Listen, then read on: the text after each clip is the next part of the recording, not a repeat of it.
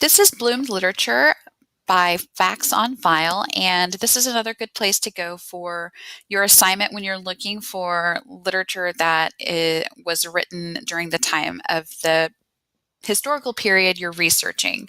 This is especially good for if you're using poetry, because there are several full text poems here.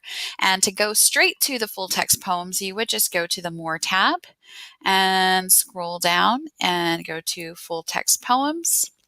Okay, so these are all of the authors that have full text poems in this database.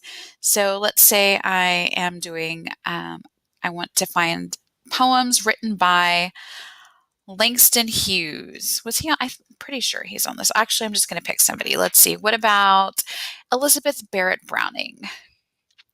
Okay, so there's only one poem written by Browning in here, so maybe I don't want to do that. Let's see. Let's go down a little further and go with my first choice, which was Langston Hughes. Oh, look, there's Ernest Hemingway. Let's click on Hemingway. There's more choices there. So if I click on any one of those titles, it will take me to a full text version of that poem. It also gives me the citation information right here.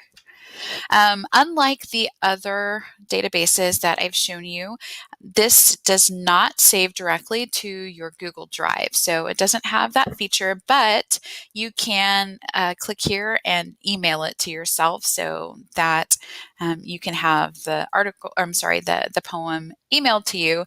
You could always just copy and paste the link as well. So that's how you would find full text poems. Another really good feature of Bloom's Literature that I like for this assignment is it gives you tips on how to write about certain pieces of literature in case you're having a hard time getting started. So under the More tab, you can go to How to Write About. Okay, and it lists those writers again. So let's pick F. Scott Fitzgerald. Let's say for my assignment, the time period that I'm doing is the 1920s, and I have chosen something written by F. Scott Fitzgerald. Okay, so here it gives us the titles of different things, different poems, short stories, and even The Great Gatsby is on here. So I'm just going to pick Gatsby. You might not pick that because it's a novel, but just I wanted to use this as an example. So this article here gives you some tips on how to go about writing about The Great Gatsby. It points out certain themes you might want to think about as you are getting ready to write your essay, gives some sample topics.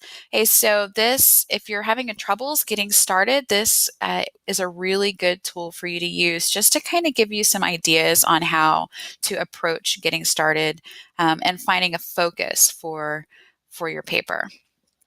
Let's see if there's anything else I wanted to show you on here.